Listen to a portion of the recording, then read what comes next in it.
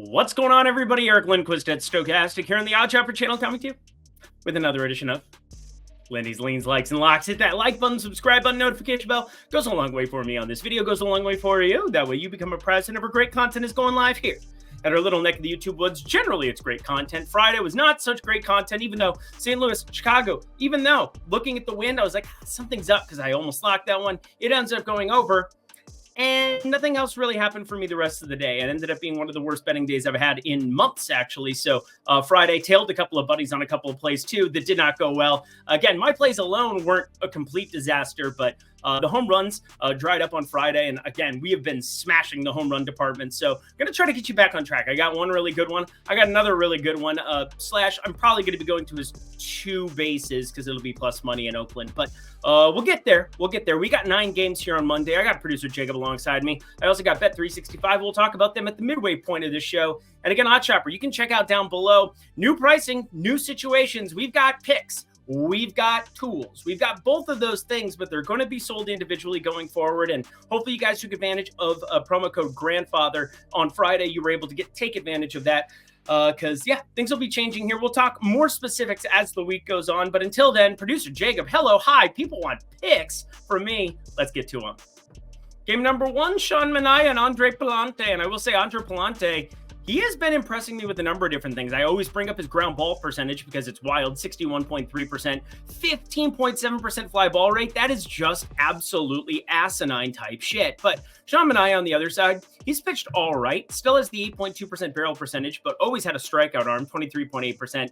It's just that he continues to outperform his metrics. 4.30 expected ERA, but a 3.50 ERA. Something has to give. I'm going to be watching a little bit here of this Chicago-St. Louis game as it finishes up. But, yeah, they're going back to St. Louis. People might say, oh, travel. Well, they're getting on a plane for like 10 minutes and getting back to St. Louis. They'll be fine. I really like St. Louis on the money line here at even money. I doubt we get a better number than this. If this falls to plus 105, I apologize ahead of time. But I bet this at even money already for a half unit. And I'm looking at the under of 8.5 here as well. But that's going to dictate what I end up doing based on the back half of this Cardinals bullpen. Yeah, we'll see if I decide to pull the trigger on that one, but happy to have a little bit of exposure to start off the day in the early game. I always know you're looking for those people. I'm watching. I see the comments. Hit me up on Eric, at Eric Lindquist if you have any questions about this game, though, because it is on an island, boy.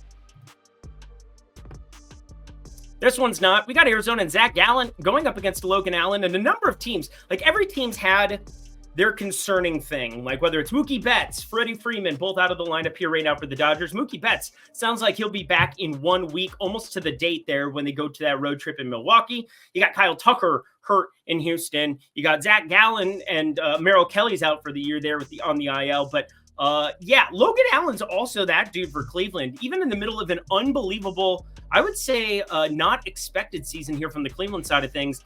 He's been the quiet, bad story, if you will. The guy's got north of a 5.4 ERA. He's, 5.67 ERA, 1.62 whip overall over his last 30 days, 1.55 whip overall. I mean, this is just problematic stuff. He's only gone 4 1/3 his last 2. He continues to just give up hard contact. I don't really like anything that Logan Allen's been doing. Major regression on his part. Teams started to figure out him. They did not figure out Tanner Bybee. So, yeah, this could be a short stint depending. But Arizona money line, I'm just going to be leaning on it purely because Gallen coming back into our lives. I don't really want to be pushing my luck by any means. He did pitch on the 31st. We saw him back. I mean, he's been back here for a little bit now. But the whole point is that, you know, he showed up at the very end of June it was. Pitched okay in July. Started to pitch a lot better here, but this is a Cleveland team and a Cleveland ballpark now that's playing up for lefty power. I think at minus 126. If Logan Allen, if they have to turn it over to the bullpen really, really quickly, they are a fully operational Death Star, and Barlow, Smith, Gaddis, and Clase. I mean, we're talking about the best bullpen in baseball here on the Cleveland side, specifically Smith and Clase. I've got as 1 and 4 respectively in all of baseball. Long conversation for a lean. We'll move on. Next up on the board, we got the Cincinnati Reds, we got the Miami Marlins, and a couple of different question marks that exist. We have Roderick Munoz, who's your expected starter here on the Miami side. I'm a little bit mad at myself myself because I did talk about this game from a DFS perspective on Sunday, the one against Atlanta it was, and I really liked Edward Cabrera there in that spot. I thought he was going to be low owned. I thought he was going to be a really nice pitching option, and then I didn't play him, and I didn't bet him. Again, I only had a couple of lineups for that one, but from a betting perspective, that's what we're worried about here. And I look at this, and Roddery Munoz, it kind of fits the same bill where I think we're going to find some strikeouts. I mean, 7 against Tampa Bay. You just saw 12 from Arrighetti. We'll get there, don't worry. But Roddery Munoz, I think it's an okay strikeout spot here up against Cincinnati. You get them out of their home ballpark where they haven't even been hitting that well this year, but 25.5% K rate is actually way up from Tampa Bay. Not Tampa Bay's current lineup, but it's going to be higher than the 24% they are on the season. But Cincinnati, the 3rd highest strikeout rate in baseball against right-handed pitching. Looking at Roddery Munoz, maybe I'll end up getting a K play out there. Maybe I'll get something else. But he still gives up crazy hard contact here. And this really comes down to what the Cincinnati starter ends up being. I think it's Nick Martinez. And it's Nick Martinez turned over to the bullpen. It's always better to be backing a bullpen side of things, especially when it's Roddery Munoz, who, again, I'm talking about him from a strikeout perspective. I still think he's going to give it up, whereas I thought there was a chance Cabrera was going to mow down the Braves, and he sure enough did in 5 innings, 8 strikeouts. But for this one, Cincinnati on the run line. I'm not going to bet this one, though, because next game, you'll see. We avoided one run line in order to bet a run line here, and not saying that you can't bet both, because that is definitely something that's in play, and obviously I'll be paying attention to the odds, but I feel far more comfortable investing in Logan Webb, who I assume to be the starter here. He pitched on the 31st. I think coming off of a complete game and 17 ground balls and the ground ball rate, that's just absurd, and the watered-down Washington lineup, not even watered down, just a significantly worse Washington lineup here without Lane Thomas in it. Lane Thomas, more of a platoon guy. Bring that up a lot. Much better against lefties. So even against righties here, I wouldn't feel as good. But Luis Garcia, you get by him, CJ Abrams, James Wood. You got a great back half of this lineup against Washington. He does get out of San Francisco, that being Logan Webb. And again, it's TBA above you, but I assume it's Logan Webb in this one. And that's why I ended up betting it. Oh, and wouldn't you know it, Patrick Corbin, who I have zero respect for in any way, shape, or form at this stage of his career. 47% hard hit, 310 expected batting average, 493 expected slugging. And the thing I always point out, expected ERA 5.84. That is the bottom 3% of baseball. It is horrendous. Just bet San Francisco here. Minus 122. Seems like a thin number, but 9.5 total. 9.5 total. It's a pretty big total. I think the variance gets upped in the game as a result. But sorry, the curve and the run line and the just bet San Francisco. And bet at Bet365. Hey, Pennsylvania, you just got Bet365. What is it, of course? Well, it's one of the most reputable sports books that exists, not just in America, but internationally. Bet365 came over here. I had a couple of states, only 4 states that it was available in, but now it's expanded to multiple states, including Arizona, Iowa, Kentucky, so many different spots, including Pennsylvania. New customer offer. You bet $5, just $5, and you're going to get $150 in bonus bets along with 50 spins of the old virtual slot machines there at Bet365. That's an opportunity to get yourself, I'm assuming you're going to get at least a couple bucks out of that. So 150 into like 155 or something minimum. Maybe you hit a big one. That would be awesome too. Bet 5. Get yourself some extra dollars to play with over at Bet365 at the link below. Only if you're 21 and over. If you have a gambling problem, please call or text 1-800-GAMBLER. Back to the bets. I buried the lead, friends.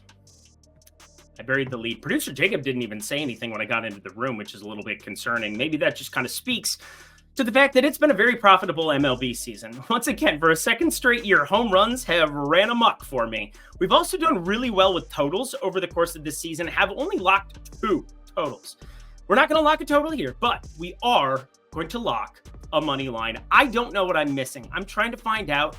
Maybe somebody can inform me, because it's not like Houston went out of their way to utilize a lot of their best pieces up against Tampa Bay in that very, very close 1-0 loss. And Spencer Arrighetti, 12 strikeouts. Holy mother of God. He looked incredible up against Tampa Bay. But Tampa Bay, they're going to be a team that strikes out more. Oh, yeah, we're not talking about them. Let's go back to the Houston Astros, shall we? They utilized in that spot just Arrighetti, 6 innings strong, then King and Dubin. King, one of their better relievers, but Dubin, I mean, this guy's been struggling all season long. He ate up 2 innings at the end of that game. They have a fully charged, fully operational Death Star of a bullpen entering this ballgame. And they have the much better starter here at this point in time, at this point in their careers, with Hunter Brown, who's had an awesome second half of his MLB season, going up against Andrew Heaney and the Southpaw. First off, Hunter Brown gets to take on a Texas team that I think is very, very, very overrated by the public's perception of them in terms of batting up against right-handed pitching. 89 WRC plus over the course of this season. That is bottom 5 in baseball. You know who they're along next to? Chicago, the White Sox version. Not that the Cubs are that much better. Colorado, Pittsburgh, Miami. Detroit is better than them. The Angels are better than them. I mean, this is just egregious how bad they've been against right-handed pitching. And now Hunter Brown, with his metrics, 31.5% hard hit, 4.9% barrel percentage, 25.3% K rate, improvement as the season went along. He's down to a 3.51 expected ERA, much better than his 4.11 ERA. I really like the stuff. Now, Andrew Heaney isn't exactly a gas can, has the strikeout stuff, 22.6%. It's been much higher in years past, but still serviceable there. 4.12 ERA, not egregious. 4.04 expected ERA, not egregious either. But you just look at the Houston Astros lineup. I get that they haven't hit well of late. And again, Sunday, you look at a one-game sample size for anything, we can pick holes on just about any team in baseball. So I'm going to overlook Sunday, except for the fact that they didn't have to utilize their main bullpen arms. So an awesome situation to walk into for them facing the Texas Rangers, not really going on the quote-unquote road. I mean, there's going to be Houston to Arlington.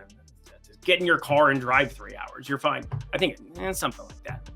The Woodlands, very nice there in Houston. I played golf there once upon a time. I played golf, can you tell? Anyway, let's lock something, shall we? Houston money line, my favorite play bar none on the day. And first lock we've had in a week and a half, coming off of an unsuccessful lock. But minus 126 is a bad number. It was on FanDuel. Bet it now. I would bet this up to minus 145. Yeah, you heard me. That is an absurd difference. It requires a lock. God forbid we lose one more of these things. Let's talk homers, shall we? You guys want the homers from me. David Fiesta, and Kyle Hendricks here in this one. The Twins, 13-7. Interesting little ball game against the White Sox. Interesting series. The White Sox, just the stepping stone of MLB baseball right now. As for Kyle Hendricks, he's been the stepping stone of all of baseball here lately. We're going to continue to bet against him because that is what we're required to do in some of these spots. But I don't really see it in the numbers right now. Minnesota rightfully a favorite here, wind blowing it ever so slightly. But there's a guy who the amount of power he has doesn't really matter to me. Plus, when you see a massive strikeout bat who has massive power, I'm telling you, Matt Wallner is going to have inside of plus 300 odds to hit homers going forward, starting in like September, like end of August, beginning September. If he stays healthy, he is going to be somebody that, I mean, Trevor Larnach's the guy who ended up getting pitch hit for there on Sunday. Part of that is the timing of it. I think it doesn't matter if it's Wallner or Larnach. Marco can come in and pinch hit for either one of those spots. But I love Matt Wallner. I absolutely do. I know that I took an under on him when I was looking at some pinch hit risk a couple of times. But again, you just play the numbers, and the numbers tell me Matt Wallner, an absolute smash in this kind of a spot.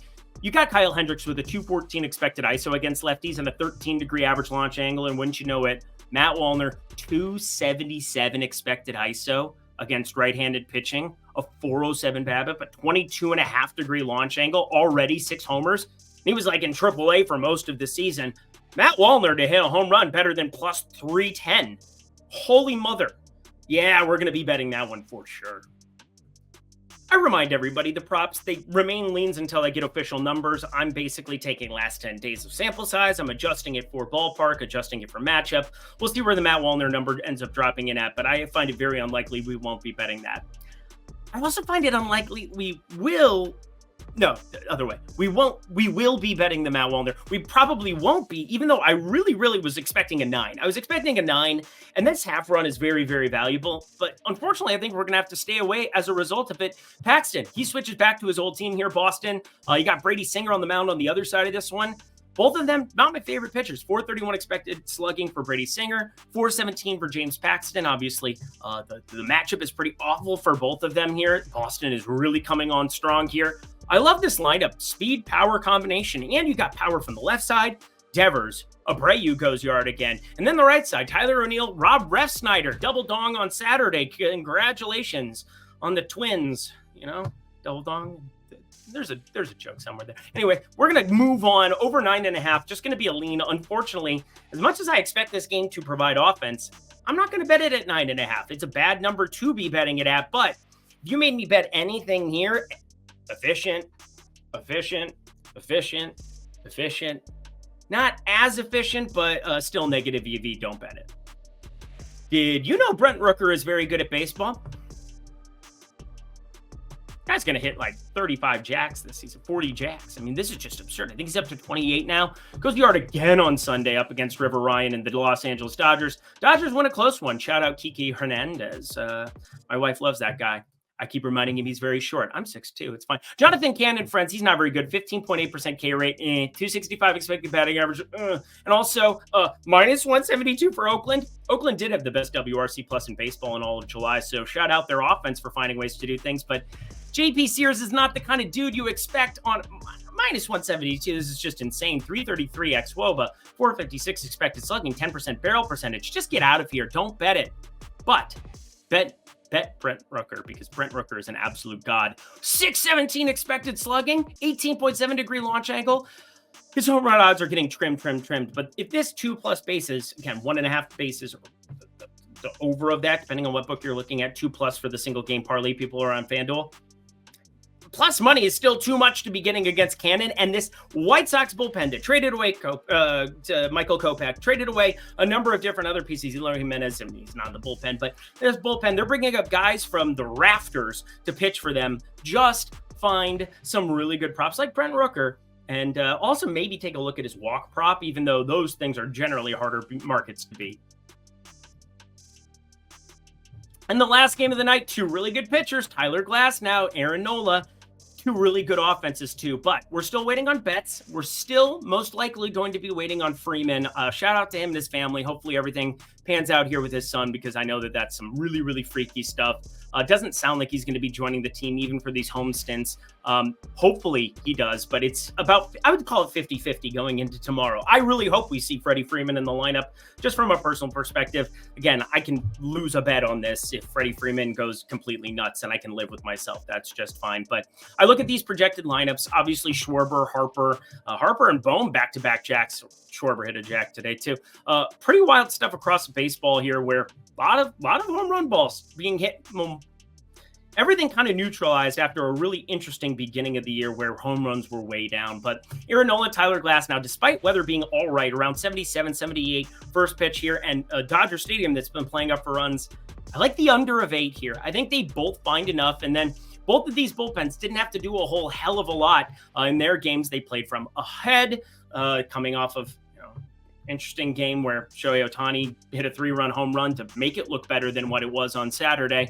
And then Philly, Aaron Nola, 296 xWOBA, 23.7% K rate. Pitched pretty well in Dodger Stadium. I don't really care about that fact, but it doesn't hurt. It doesn't hurt.